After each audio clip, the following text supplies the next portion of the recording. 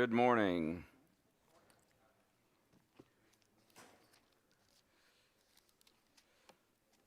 Before we get into our actual class material, we'll, as we usually do, review these periods, 12 periods of Old Testament history very quickly. Period number 1 is before the flood or antediluvian. Period 2, after the flood or postdiluvian. Number 3, patriarchal. 4, bondage and exodus. 5, wilderness wanderings. 6, which is what we're beginning today, conquest and possession. Period 7 is the judges. Period 8, united kingdom. 9, divided kingdom. 10, Judah alone. 11 is the exile or captivity. And 12 is the restoration. Haven't gone over this in a few weeks, so I wanted to remind you of this. Hopefully you're remembering this and know these. But period number 1 goes from what to what? We know where it starts, right? Surely. Creation to the flood. Pretty easy. This one's before the flood. Creation to the flood. And then period number 2, post-diluvian or after the flood, is going to go from the flood to call of Abraham. And then period 3, from the call of Abraham, this is patriarchal period, call of Abraham to death of Joseph. And then period 4, bondage and exodus, going to go from the death of Joseph to crossing the Red Sea. That marks the exodus or the kind of the final departure from Egypt. Wilderness wanderings is going to be from the crossing of the Red Sea to crossing the River Jordan.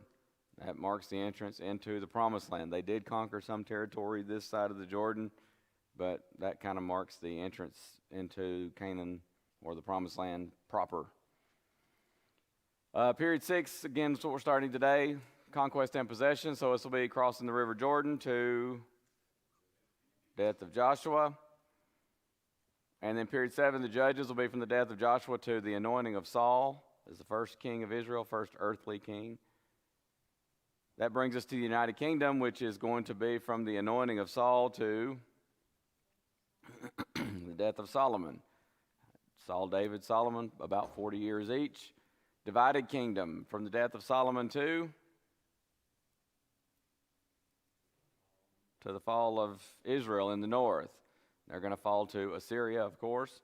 And once that kingdom falls, you're just left with Judah alone, which will be from the fall of the northern kingdom to, guess what? Fall of the southern kingdom. They're going to fall to Babylon. That brings us to the period of exile or captivity, which is from the fall of the southern kingdom to what? To the return or the decree of King Cyrus that allowed them to return home. And then you have the last period of Old Testament history, which is the restoration, which will be from the decree of King Cyrus to what?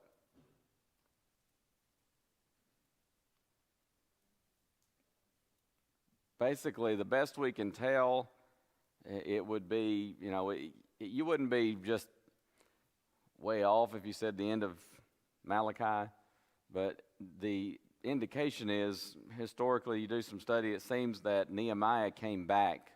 There's a second trip of Nehemiah to Jerusalem in the book of Nehemiah. That seems chronologically it would be later.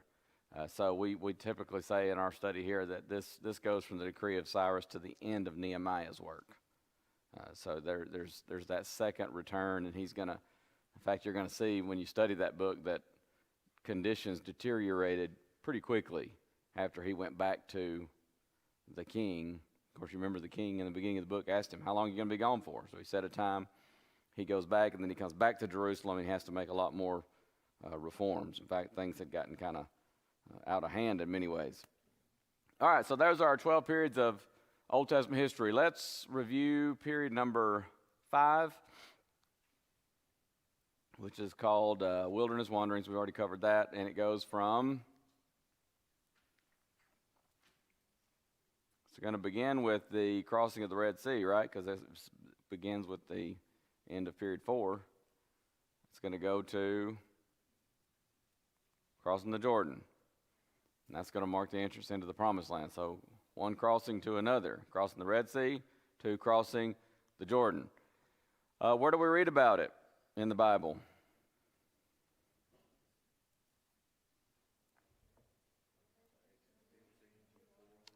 Several places, right?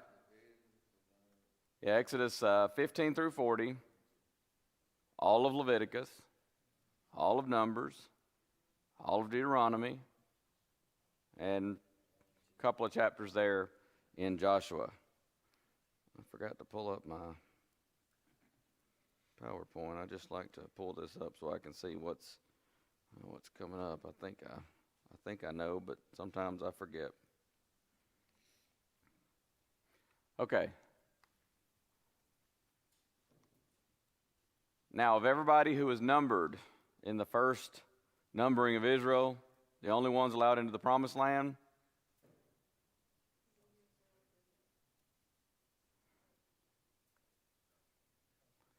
yeah, Joshua and Caleb. I guess we could say, well, I was going to say, I guess we could say under 20 years old, but they wouldn't have been numbered because 20 years old and up were numbered. So I guess that is, it's kind of awkwardly worded there. But yeah, Joshua and Caleb, that's what we were going for. Why did Israel wander for 40 years? Why specifically for 40 years? Yeah, a year for every day the spies were gone spying out the land. And that's going to be a sufficient time for that whole older generation to die in the wilderness. God's going to care for them, but there's a consequence for their sin, for their lack of faith. And that consequence was, he said, you're not going to go. Your children that you said are just going to die out here in the wilderness, they're going to inherit the land. So a year for each day the spies were gone. What were the 5 major events at Mount Sinai? This is a big one to remember from this period. So they're going to receive the law, right? And it's going to include the 10 Commandments, but again, remember, it's not just the 10 Commandments. So receiving the law, what else? Israel worships a golden calf while Moses is up on the mount. They set up the tabernacle. They do all the construction and building the furniture and fashioning everything, and then they set it all up. What else? And connected with the tabernacle, you have, again, it's kind of one of the first big service that they're having there in the tabernacle. And Nadab and Abihu, for whatever reason, they go and they grab strange fire, unauthorized fire, and God sends fire from heaven and devours them because they were doing things their way and not following God's instructions. And then one more major event. Yeah, they numbered the people, right? And so that was probably not too long before they departed from Mount Sinai. Another name for Mount Sinai, Mount Horeb. Just remember that when you run across that in the Old Testament, because sometimes, I don't know, I've never done a count to see which one's used more, but they're almost, seems like it's got to be pretty close, because I see both of them used pretty frequently. Why was Moses not allowed into the Promised Land? Yeah, it really comes down to disobedience, his sin in striking the rock. On one occasion, God did tell him to strike the rock. But on this particular occasion in Numbers 20, right? Just went blank. Yeah, 20. On this particular occasion, God said, speak to the rock. But Moses gets frustrated, sort of loses his temper, and he strikes the rock. And so God says, you're not going to get to go into the Promised Land. And then what was our memory verse? Titus 2:11, for the grace of God that brings salvation, or King James has bringing salvation, hath appeared to all men. All right, so that brings us to period number 6. I do want to, I'm going to do this quickly because I guess it technically falls under period 5, but I meant to do this last week and I forgot. And there's a lot here. I'm going to read through this very quickly, and I have right here, I have the sheet. I recycle paper, so I may need to make you copies of that where it's on clean paper, but I have that if somebody wants a copy, but I'm gonna go through it quickly so we can jump into period number 6. But period 5, I know we spent like 2 or 3 classes on it, but it's, there's so much Bible text on that period. And, you have, again, all Leviticus, Numbers, Deuteronomy, couple of chapters of Joshua, probably more than half of the book of Exodus. But these are historical events recorded in the book of Numbers. So again, I'm going to read them, list them off pretty quickly. I'm not going to list references. I'll leave that for you to study because they're listed on this sheet. But it's very simple for me to go make you a copy. So if you want to take a closer look, just let me know. I'll get you a copy of this handout. Historical events from Numbers. Numbering of the soldiers, we talked about that. That was in year 2, month 2, day 1. Total number of soldiers was 603,550. 20 years old and upward, able to go to war. Then you have the keeping of the Passover at Mount Sinai. This would be year 2, month 1, day 14. The Israelites depart from Mount Sinai. They head toward Canaan. This is in year 2, month 2, day 20. When did the calendar start? It's that they're starting at leaving Egypt, right? So that's the reason we're saying year 2. Fire from the Lord consumes complainers at Taberah. That's in chapter 11. After Israel complains, God's going to give them manna and quail. We read about that in the book of Numbers. Aaron and Miriam, they murmur against Moses in chapter 12. And there's a sending of 12 spies to the land of Canaan. We talked about that in our period 5.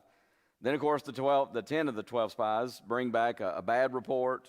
They say, the land is great, but we can't take it. Caleb and Joshua tried to, say, no, if God delights in us, we can take the land. But the congregation murmurs against Aaron and Moses, really Joshua and Caleb as well.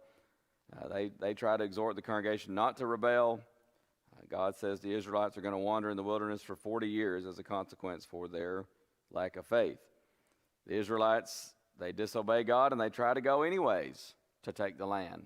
And you can guess how that goes. It didn't go well. So they were defeated.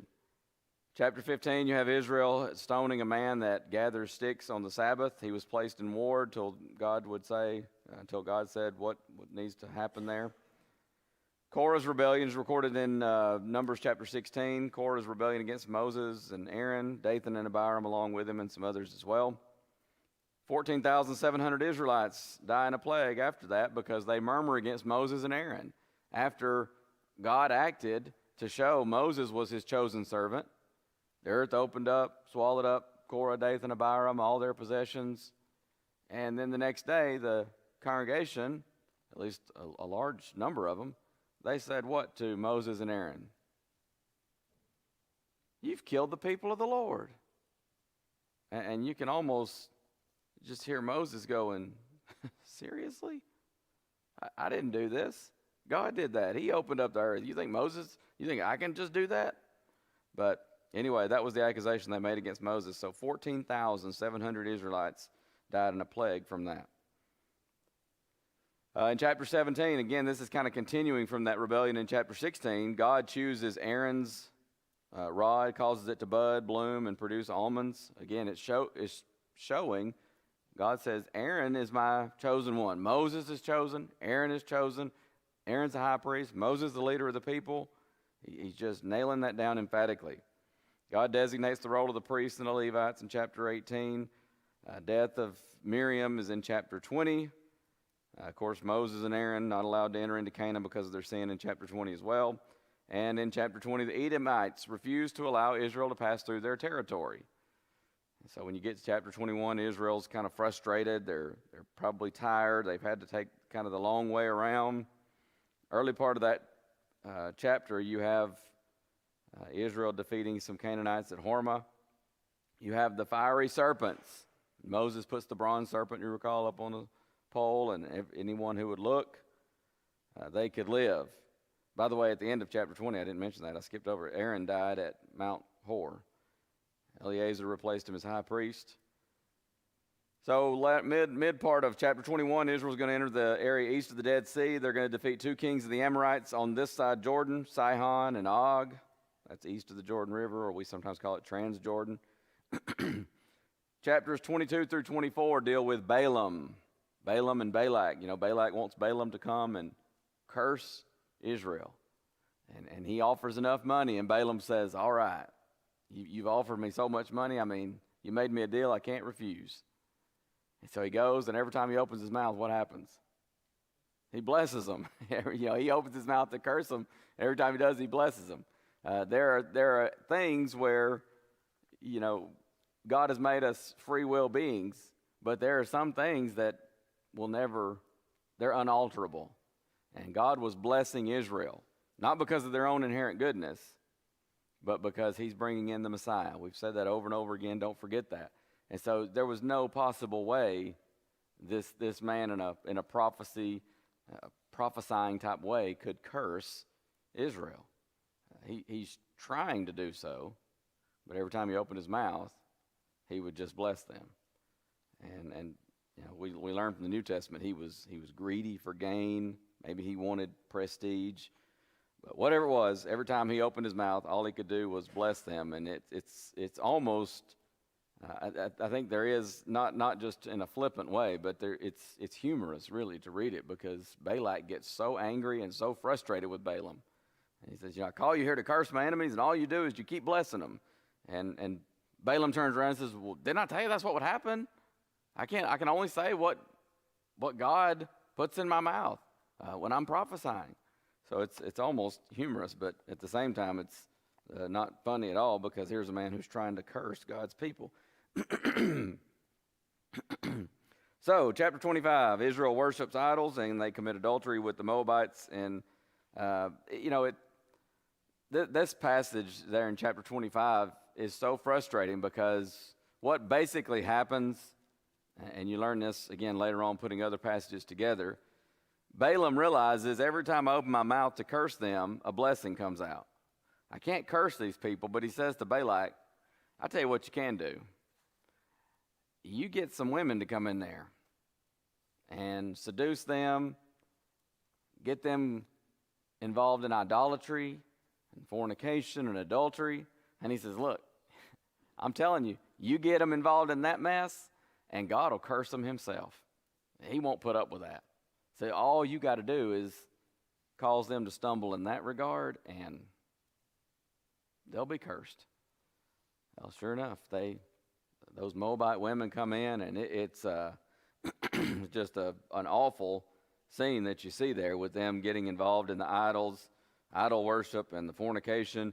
And Phinehas shows his zeal for Jehovah and slaying two of those people that are involved in very open, very brazen adultery and idolatry. Then you have in chapter 26 the second numbering of the soldiers. This would be just there east of the Jordan River. This is in year 40. Of all the soldiers numbered at Mount Sinai, of course, only Caleb and Joshua are going to enter into Canaan. Joshua was chosen as Moses' replacement. Israel carries out God's vengeance on the Midianites, and Balaam is killed in chapter 31. Reuben and Gad request an inheritance on this side of the Jordan, the eastern side. And Moses became angry because he misunderstood their intentions. He thinks they just want to kind of set up shop and say, well, good luck to y'all as you go to conquer the land. And they say, no, you misunderstand. We want this because it's good for cattle. It's good, for herds and things like that. So that's why we want this land. But we're gonna set up, make sure our wives and our children are looked after and secure, and then we're going to come over the Jordan with you, and we're going to fight the battles. We're not trying to shirk our duty. And so they settle it, and they decide that's exactly what's going to happen. You have a record of Israel's wanderings in the wilderness given in chapter 33, kind of a summation of that given. God instructs Israel to drive out the Canaanites, and God chose Joshua and Eleazar to take the lead in dividing the inheritance. Cities of Refuge are mentioned in chapter 35 in Numbers, and we're going to talk more about those in this sixth period. And the book concludes with the Israelites located just east of the Jordan in the plains of Moab. And that's where you get to the book of Joshua, which is, again, 2 chapters fall into period number 5, but the vast majority of Joshua was in period number 6. Again, I know it was a quick rundown of some of those historical events. There are a lot of them in the book of Numbers, but I've got the handout here. Some of those I meant to cover at least a little bit, at least mention them, but we just didn't get to them. All right, so period number 6. This is the conquest and possession of the land. They've waited 40 years. Period number 5 never should have happened. This should be period number 5, but because of their lack of faith, they wandered for 40 years in the wilderness, waiting for that unbelieving generation to die out. So this is going to cover the crossing of the Jordan River to the death of Joshua. Where do we read about it in the Bible? You know, period number 5, you had Exodus, Leviticus, Numbers, Deuteronomy, and even a couple of chapters of Joshua, at least a section of 5 books of the Bible. This one is in 1, and it's the rest of the book of Joshua. Joshua 3 through 24, and that's the rest of the book. Important places. Let me get to the book of Joshua here.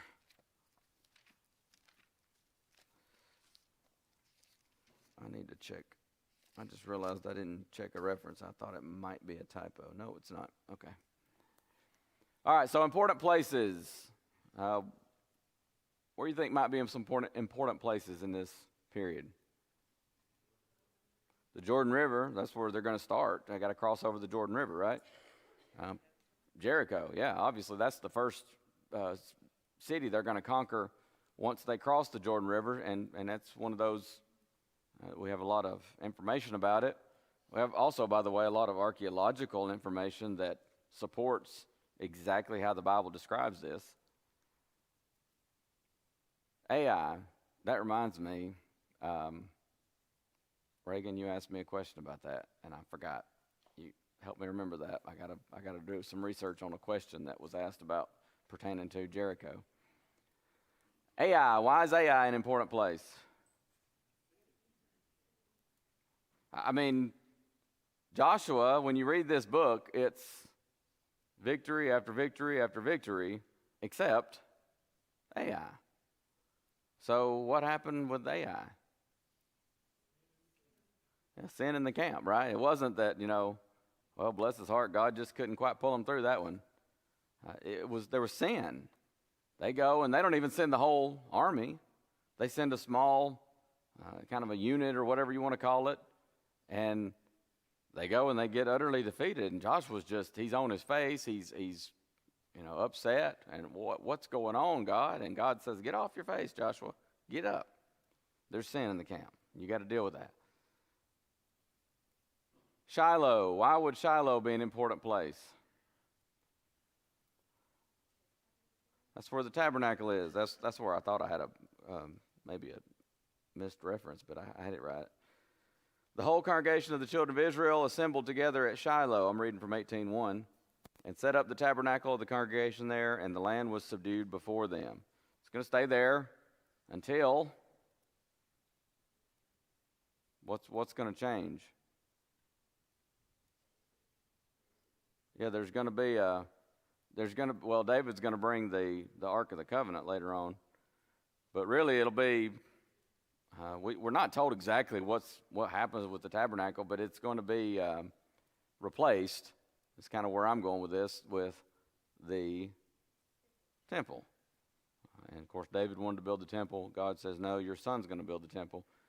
And Solomon's going to end up building the temple. We'll talk about that when we get to the United Kingdom. So Shiloh, that's where the tabernacle was set up once they enter into the Promised Land. And you can't talk about important places in this section without at least mentioning, and we'll talk more about them and we'll get a little bit further into this period, the cities of refuge. They were Kedesh, Shechem, Kirjath Arba, or Hebron, Bezer, Ramoth, and Golan. Again, we'll mention a little more about them once we get to that, but what's a city of refuge for? What's the purpose? Protection. For? We would call it, under our American laws, manslaughter. It's an accident. And, maybe you're, and in fact, I was trying to remember, this may be the example that's given, but maybe you're doing something with an axe and it flies off, hits somebody in the head, and they die. Well, here comes a near kinsman. He's the Avenger of Blood.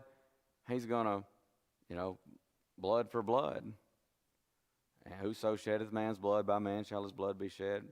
We read that in Genesis 9 in our period number 2.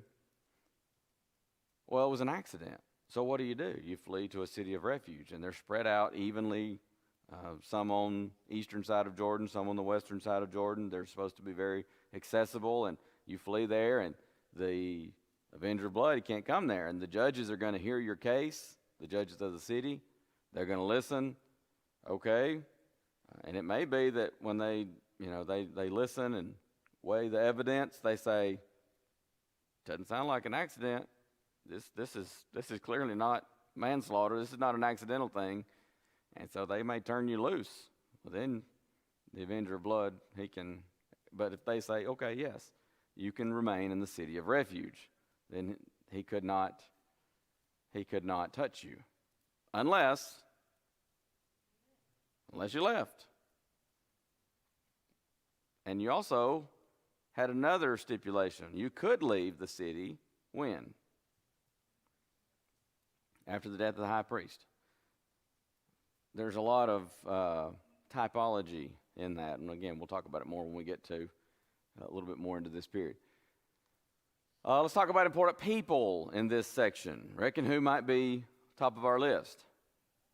Joshua, of course. He's going to lead them into the promised land. It's in the book of Joshua, named after him because he's leading the conquest and the possession. So Joshua, very good, godly man. Rahab also. Who else? I've got another one ahead of Caleb, yeah. These are not in any particular order except maybe Joshua. Joshua kind of is the most prominent person in this section, I suppose. But yes, Rahab. Who else? Achan. Sometimes when I'm teaching Pew Packers class and I try to help the young folks to remember, I tell them if you ever have any trouble remembering who Achan is, just remember he was Achan because he took of the accursed thing and he got stoned, right? So he was, I suppose when they were throwing stones, he was Achan. So, hey, it worked, okay? They've remembered. I did that once up in Chattanooga at Greens Lake Road, and every single time the kids said, oh, he was Achan. Okay, all right, it worked. Who's another important person in this section? The successor to Aaron was Eleazar. He's the second high priest of Israel. Again, some of these are going to come into play more than others, but those are some important people from this section. Verses and events. Joshua chapter 1. By the way, I have a few.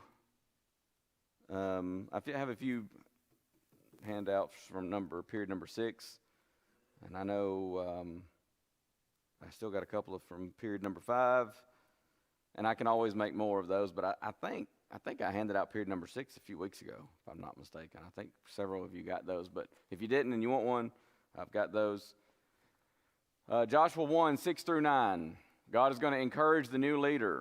Of course, Joshua takes over after Moses. We've talked about this already, how intimidating that had to be for Joshua. Big shoes to fill. And I love that God himself speaks to Joshua and says, I'm with you, just like I was with Moses. It's not to take away anything from Moses, but do you think Moses did all that just of his own accord? I was with him, God says, and I'm going to be with you, just like I was with him. Nothing is changing here. In fact, in our Old Testament expository class in preaching school, a guy preached from this text, and Brother Mosier said, after he was done, he was he'd always critique our sermons, and sometimes he would offer strong critique, and sometimes he would just kind of offer some helpful suggestions. But he told the brother that preached this, he says, if I was preaching from this passage in Joshua 1, I think I would preach a sermon called New Leader, Same God. Here's a new leader taking over, Joshua, but it's the same God. Nothing's changed. Oh, no, Moses is dead, and now we have a new leader. What do we do now? Just what you were doing before. You serve God. We're still going into the promised land. That hasn't changed. And so he talked about, and you make application today, modern day application, by saying, whatever changes of life we go through, you got new situations, but it's the same God. I lost my job. What am I going to do now? I'm just going to keep doing what I was doing. I'm going to serve God. I'm going to find another job to pay the bills, but I'm going to keep serving God. I'm still marching to Canaan land. That's not going to change. I lost my wife. I lost my husband. What am I going to do? I'll keep going. Same God. I'm still marching toward Canaan's land. And that's not going to change. Whatever happens in life, new situation, but it's the same God.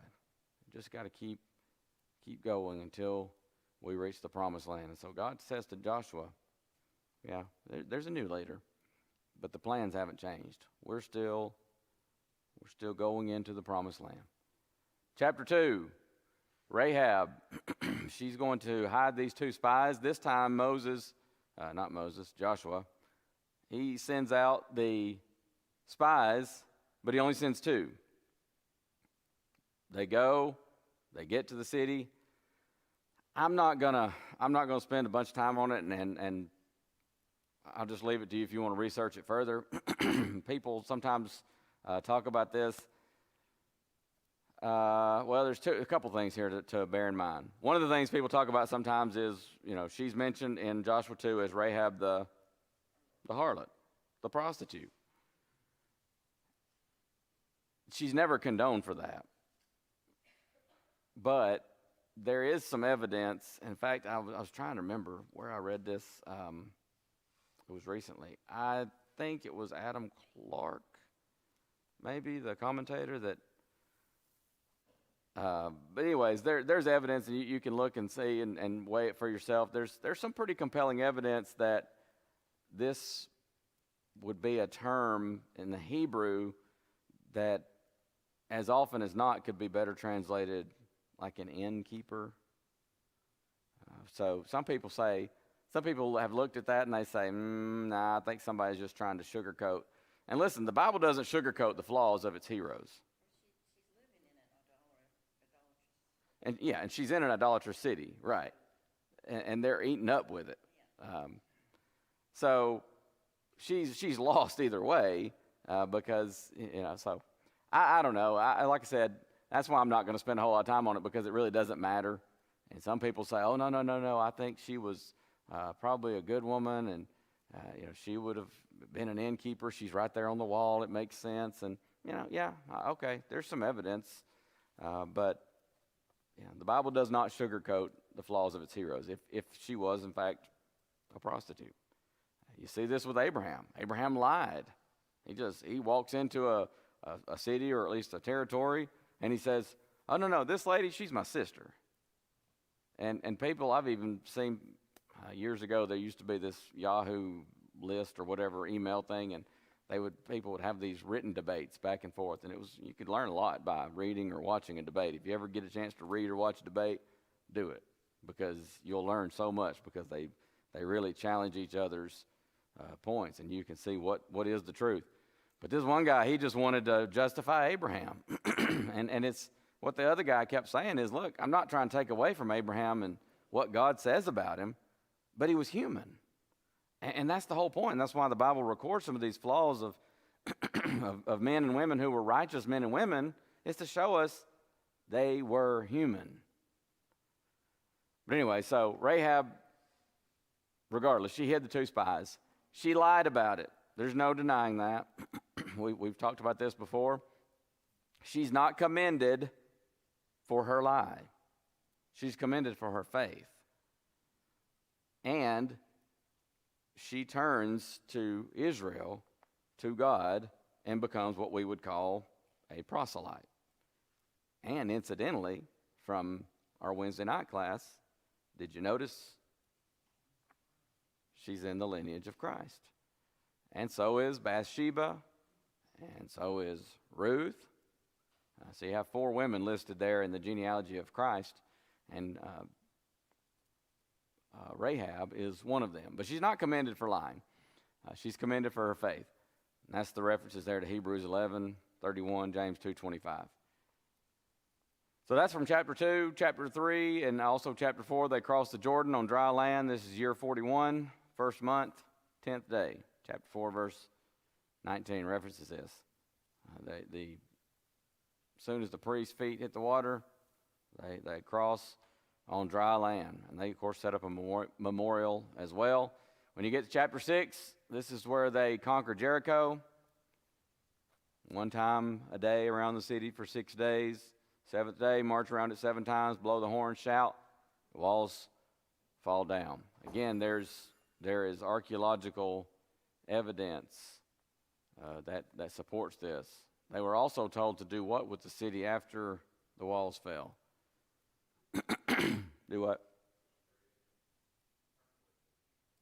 Somebody said burn it. That's what I was thinking of. Burn it. Again, there's archaeological evidence, shows evidence of this city was, marks on that layer of when they dig down, being burned by fire. So pretty interesting stuff. They were told, of course, you don't keep any of Jericho. Don't keep any of the spoils. Why is that?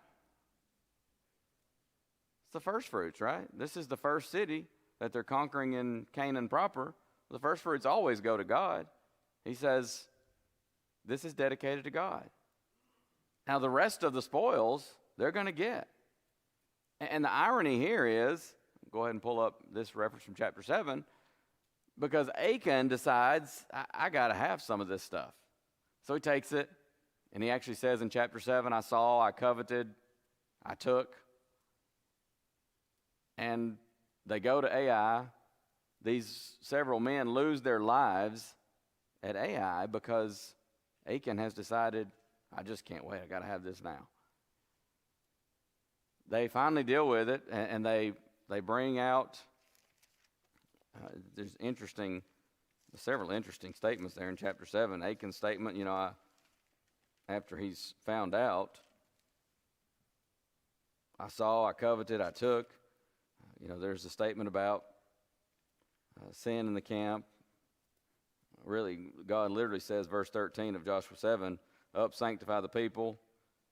Say, sanctify yourselves against tomorrow. For thus saith the Lord God of Israel, there is an accursed thing in the midst of thee, O Israel.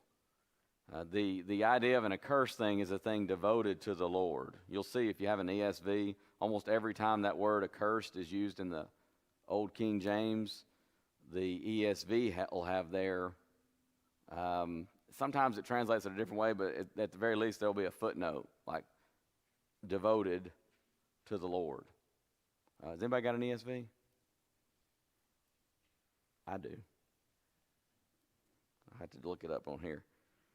Let's see, Joshua, what verse did I say, 13? ESV has, get up, consecrate the people, and say, consecrate yourselves. So, and that's interesting because we're going to be talking this morning in our sermon about consecration, holiness. So he says, consecrate yourselves for tomorrow, for thus says the Lord God of Israel, there are devoted things in your midst.